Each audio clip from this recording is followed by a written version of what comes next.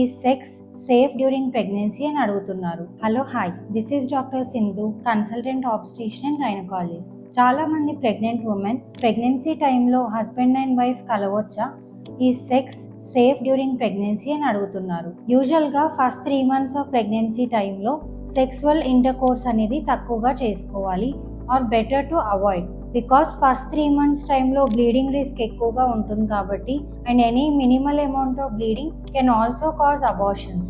అందుకని first 3 months better to avoid sexual intercourse.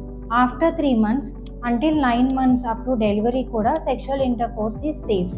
ఎవరిలో ఈ సెక్షువల్ ఇంటర్కోర్స్ అనేది నాట్ సేఫ్, ఎవరికైతే సర్విక్స్ షార్ట్గా ఉంది, లూజ్గా ఉంది అని గర్భసంచికి స్టిచ్ వేస్తారో.